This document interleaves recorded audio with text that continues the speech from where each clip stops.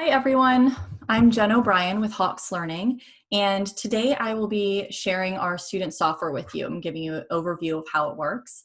If you have any questions, please make sure to type it in at the bottom of the screen. You'll see there's a question and answer box. I'll make sure at the end to try to get around to addressing all of those questions.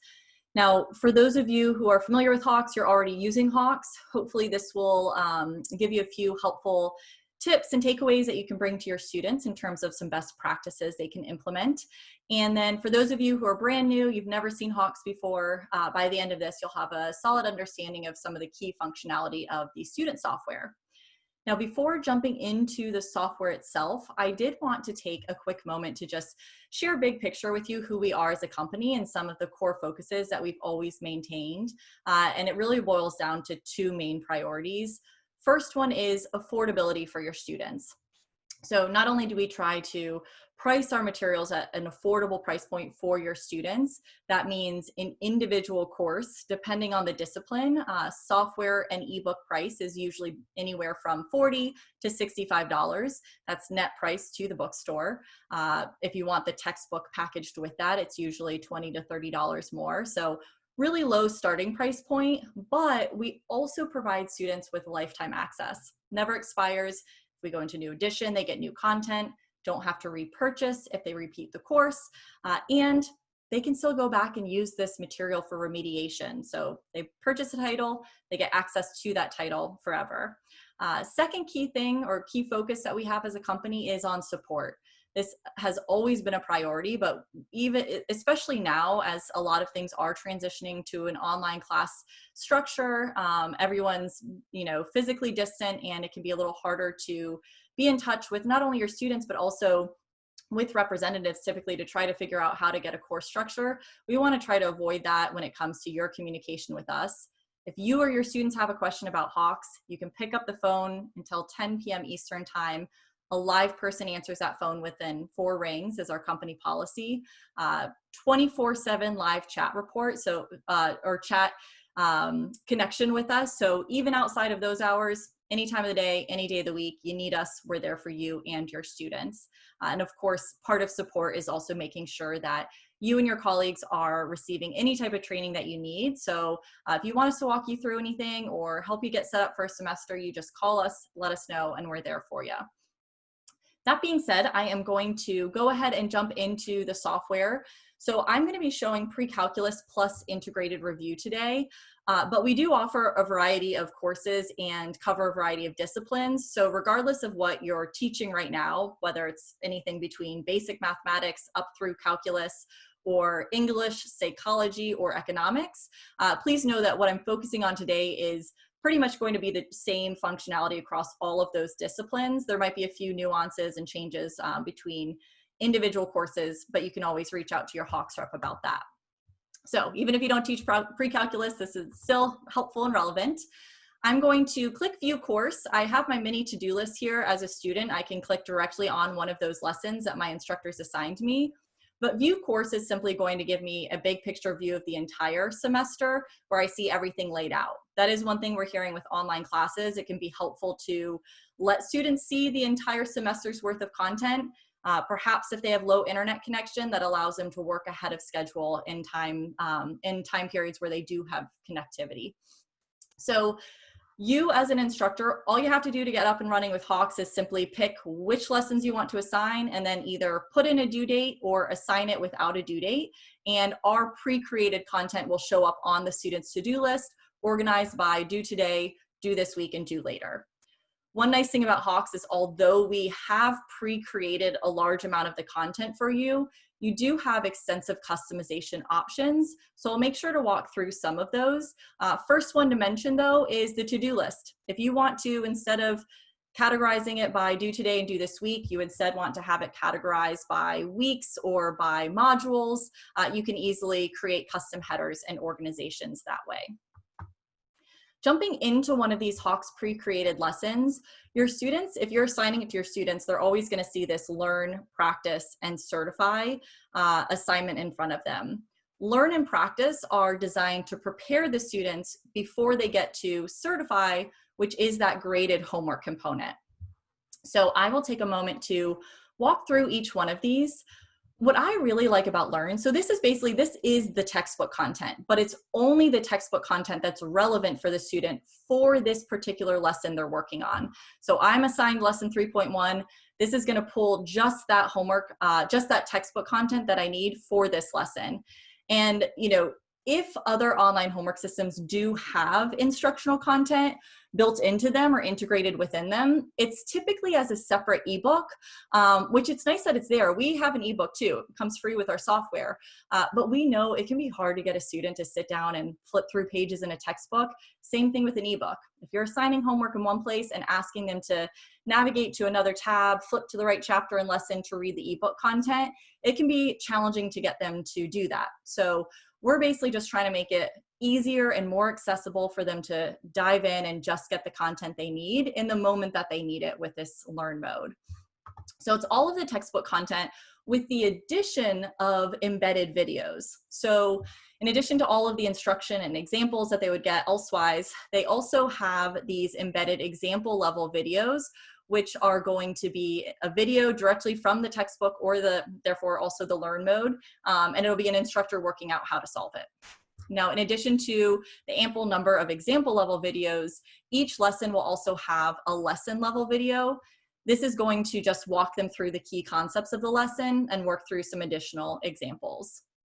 Our link to Hawks TV does allow students to access any video from our resource bank. So perhaps they want to go back and get some review on some remedial topics for free. They can always do that there. I mentioned a moment ago when we got started that there are a lot of customization options for you as an instructor. And again, especially as things are moving online, I feel like there's more and more of a need to or desire to really tailor some of the presentation of the content so that it better fits what you maybe were previously going to lecture on in front of a classroom. Now maybe you're going to customize and tailor some of that content that students are accessing online. And Learn Screen Notes is one of the ways to do that within Hawks. So our Customize Learn feature has three main options. First is adding a note. That's what we're looking at on the screen right now. You'll see that there's a split screen, and at the top of it, I can scroll through the Hawks content. And at the bottom, the student can scroll through the instructor supplemented content. So this could be something as simple as a typed note. This problem is probably going to be on the upcoming exam. Make sure to pay attention to it. It could be an embedded video like what we see here, or an embedded image.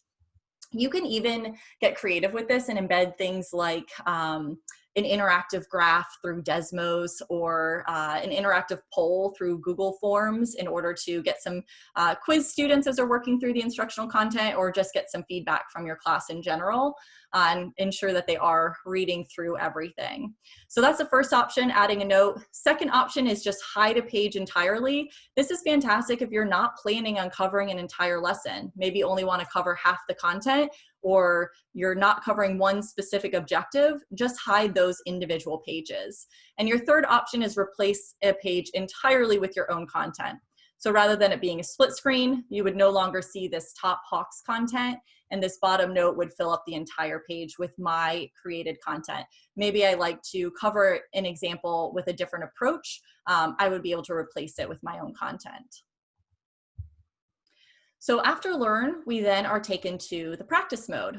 And practice mode is just as it sounds. This is where the students can go to get a lot of help and assistance and feedback, practice the content before they get to the graded homework assignment. These questions are algorithmically generated. So the students getting tested on the same, or they're receiving the same question types that they're later going to see in Certify, but because they're algorithmically generated, it is a unique order and unique values for each question. Now, for those of you in different disciplines, rather than unique values, the question would, we're talking about a question type, it would test the student on the same concept, but with a completely different application or scenario. So for instance, if I come down here to the bottom right-hand side of the screen and click try similar, for math, you're gonna see those numbers swap out. For other disciplines, you're going to see an entire different scenario or application of the same concept. The students can also skip through the questions so they can focus on the topics they're struggling with the most. But I mentioned that practice is where they get a lot of assistance and help and feedback. So let me talk through what some of those items are. First, let's say as a student, I'm trying to type in the answer, but maybe my finger slips and I make a typo, or I put in some extraneous thing, character that's not needed. Rather than accepting this and marking it wrong, because maybe I didn't realize I added some extra character, we're going to stop them right there and say, this character is not required, please try again. One good example in math of how this can be particularly helpful is, for instance, if I'm entering ordered pairs, after the comma, sometimes students will enter a space bar because that will look the same as how they maybe would write the problem out on paper. Some systems will accept that answer with the extra space, mark it wrong, even though the math is correct, but because they can't identify that character. And then the student doesn't really know what's going on because they think they're looking at it, double checking it, and it seems accurate. Well, at Hawks, we either don't accept that space bar in the first place, or we tell them wrong character and prevent them from doing it. Another thing is, for math in particular, if the student does put in an answer that's not simplified, rather than just marking it wrong, we say, your answer is not simplified, please simplify and try again. So again, really helpful guidance and feedback for them if they're putting in that answer.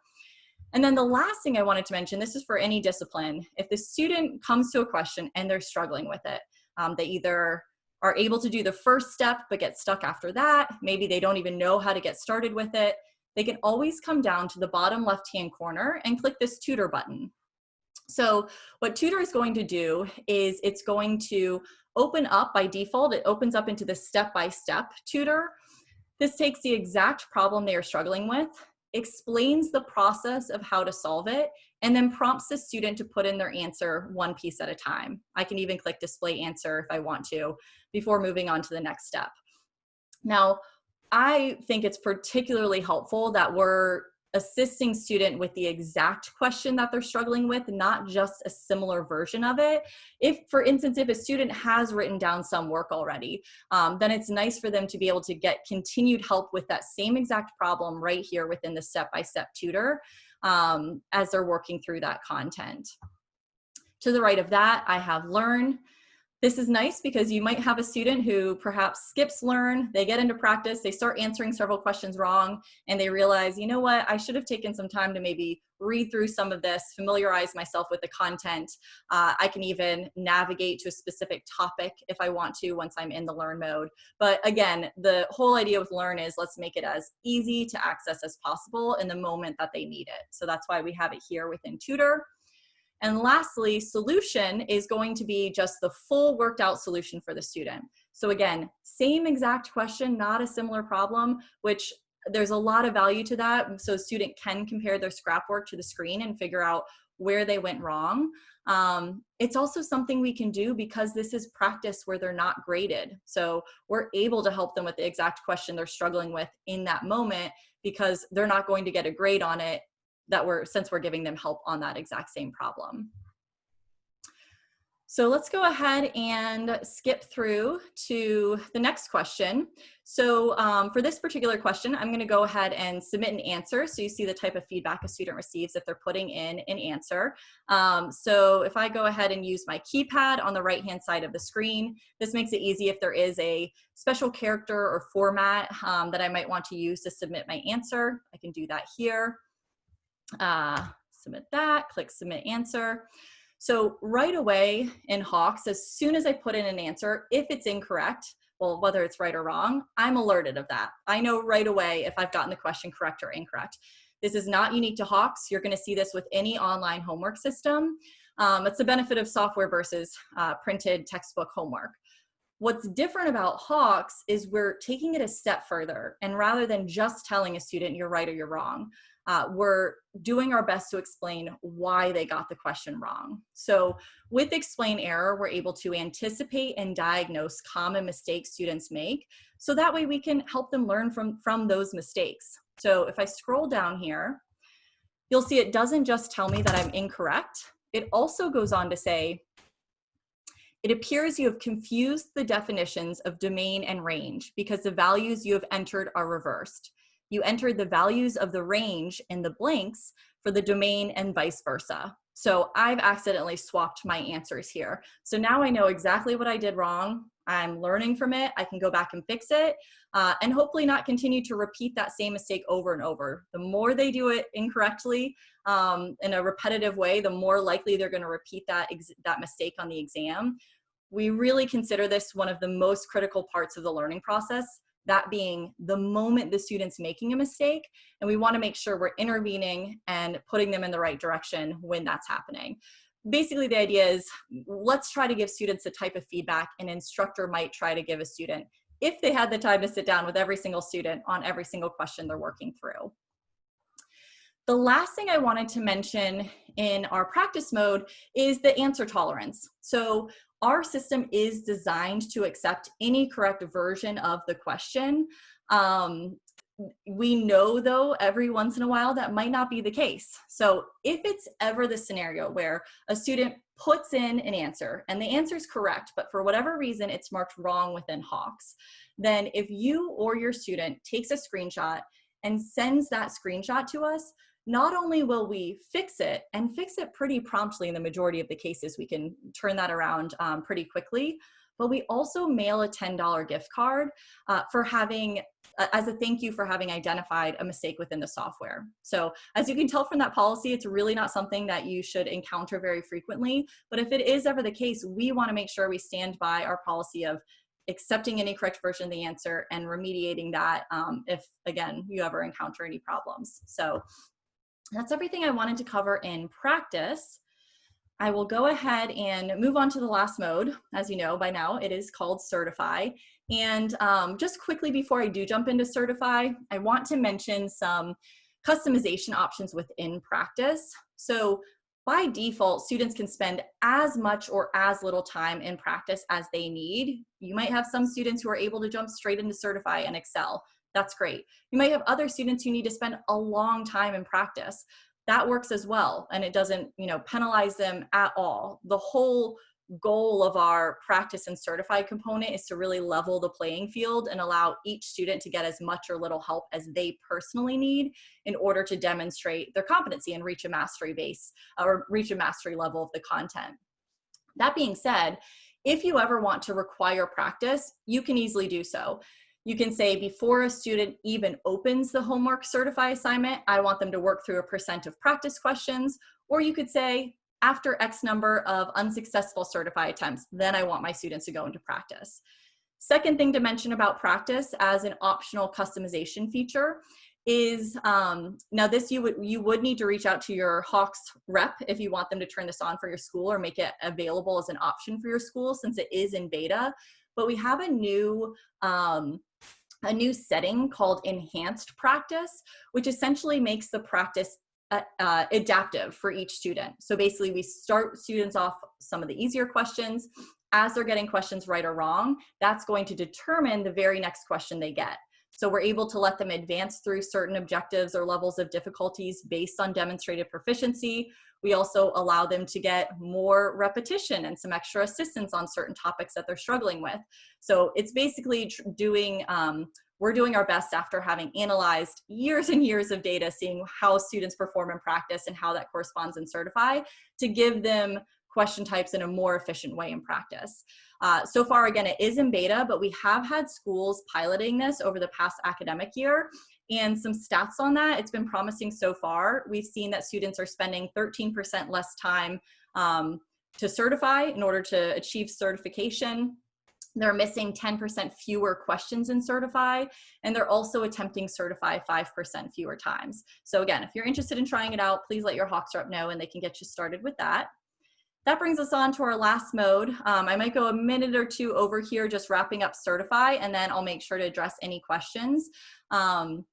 So our approach when it comes to the homework assignment is not the same as what you're going to find with other systems. Any online homework system pretty much you can find is going to mark questions right or wrong and give students that exact grade on the homework and let them complete assignments that way. We have a web test tool that would allow you to give the raw score to students, but our goal when it comes to the homework assignment is to make it a more effective learning tool. We want to help students learn and retain this information and present it in a way where we're helping them reach that goal. So how do we do that? First thing we do, if you look at the bottom of the screen, is we've removed all of the learning aids. I no longer see a skip. I don't see a try similar. I'm not able to click a tutor button. We know come test time, the student's going to be asked to demonstrate competency on their own without any outside help for way more than just one lesson's worth of content. So let's make sure the homework prepares them for that. With a lot of other online homework systems, the place a student goes to practice a question is the homework. Therefore, they have to provide learning aids in the homework so that students have help if they are struggling with it. So that's well-intentioned, but the unintended consequence oftentimes can be, whether the student's doing it intentionally or not, will be a student becoming overly dependent on those learning aids. I see my first question in the homework and I don't know how to solve it. So I click a tutor or a help me solve it. I mimic steps, I shoot and guess, get it wrong a couple times, and I happen on the right answer. Next question, get it wrong a couple times, lean heavily on those learning aids, finally get the question right. I can get every single question right one time in my homework assignment, have 100% on that assignment, but have no idea even moments later how to sit down and answer those questions on my own. That's not our goal here with homework. We want this to adequately prepare them. Therefore, we remove those learning aids. This is a low stakes environment. It's just a homework assignment. So if they don't know how to answer these questions, this is where we want them to find out, not on a quiz or test.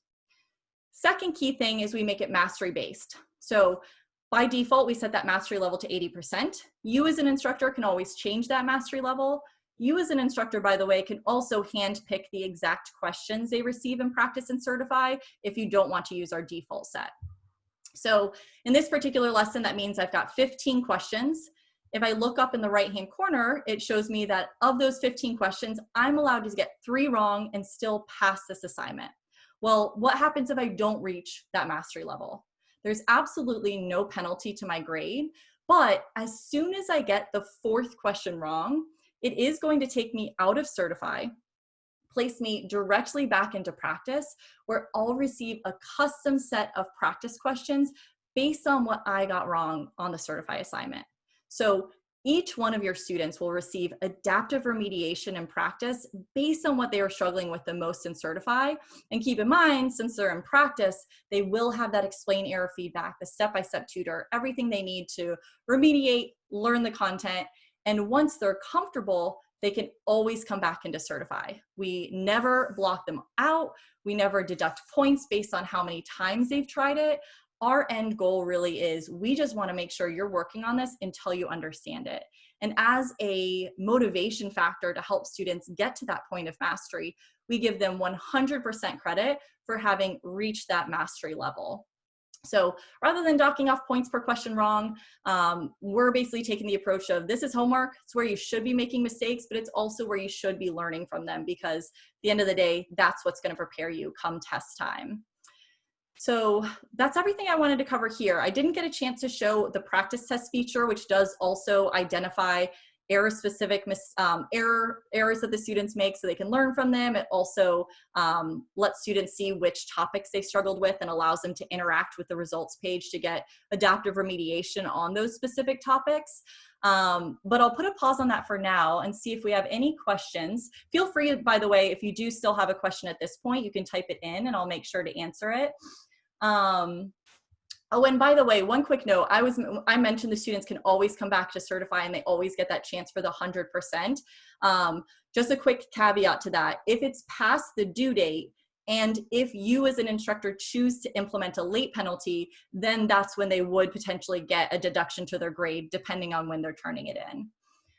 Okay, somebody is asking regarding the assignments due today.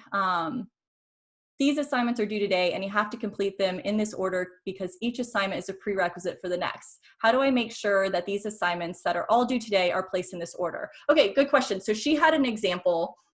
Let's say you're assigning a set of lessons and maybe you're assigning out of order, for instance, from 3.1 to 1.7 and then 3.2, but each one is a prerequisite for the next one. First of all, you do have that option to set prereqs within Hawks. Second of all, you do have the option to then drag those into the right order. So if you're using due dates, then their order is going to be based on when they're due. If you're assigning all 3 on the same day, it does go by chronological order within that date. So it would have gone 1.7, then 3.1, then 3.2, but you can very easily, so that's just default, you can just drag them into the right order. We have a feature called Student To-Do List that lets you drag anything into any order you want, create any custom headers, and the assigning prerequisites is in the same places where you're assigning the due dates for those assignments. Let's see, another question. How do you add the instructor comments to the learn mode? Good question. This is really easy to do on the instructor side. For those of you who don't have time, please feel free to take off, and we appreciate you for your time. But because someone's asking about the add notes feature, I'm gonna just take a quick moment and jump into the instructor side and give a quick look at how this works. And it does look like somebody mentioned there's a video for something on the blog. I think it might be regarding the custom to-do list an instructor mentioned. Okay, so let me go ahead and jump into our demonstration gradebook. Again, this is college algebra, but what I'm showing you today will apply to any discipline. So within your account, you would just click on the assignments tab and go down to curriculum. Oh, this instructor clarified, I believe they wrote, I guess, and Francine, correct me if I'm wrong, I don't know if you wrote a blog post for Hawks, but an instructor did mention they have a blog post for adding content to the learn mode, so using these learn screen notes. But I will go ahead and jump into one of our lessons. This is where I customize the instructional content. This is where it shows me on the left-hand side, I have the question bank of every question available within Hawks. On the right-hand side, I will see the default set of questions that Hawks is assigning. If you put in a due date, students see what's on the right-hand side. If you want to customize Learn, all you have to do is in the right-hand corner here, click this settings icon and select Open Learn. And then it's going to look very similar to what the student side looks like. You can click through the pages of Learn one at a time. The difference is at the bottom of the screen, you can see there's a box where you can type in notes. So this is where you would add a note. We have instructions you can follow to pretty easily embed videos, those interactive Google polls, things like that. And then if you're wanting to hide, you simply click hide. If you're wanting to replace, you simply click replace, and then whatever you type in this box covers the full screen. Somebody asked, where is the student to-do list located? Let me go ahead and show that. So the student to-do list is also under assignments. And this is, if you scroll down, it's student to-do list. And basically what this is going to do, let me open up one of my sections, which it looks like I've already created some custom headers in here. So it might look, let me see if I can find a section where we don't have any headers yet. I probably applied it to all of them. So here's one where it's pretty simple. These headers, the week 1 and week 2, these were custom created. So I added those by selecting add header, and then I typed in, for instance, week 5, and I click save. And then that is going to show up at the top of the page. And I can always, let's say, drag something from down here and drop it into week 5. I can also, regarding the question of rearranging the order, if I want 3.3 to show up on the to-do list before 1.3a, I simply drag that and move it. Oh, actually this one wasn't letting me because of the due dates, but I'm able to override the due dates if I want to. So we do try to prevent you from unintentionally changing the order in a way you might not want to. Let's see, I think I had another question come through here. To-do list, instructor comments, video. Actually, I think that is everything so far. So I think those are all the questions that I've received. I really appreciate your time today. Thank you so much. I hope you've been able to learn something here and there. If there's anything you want more information about, please, by all means, reach out to your Hawks rep. We're more than happy to schedule a separate meeting, a separate training, answer any type of question that you might have. So thanks so much. Hope you have a wonderful day.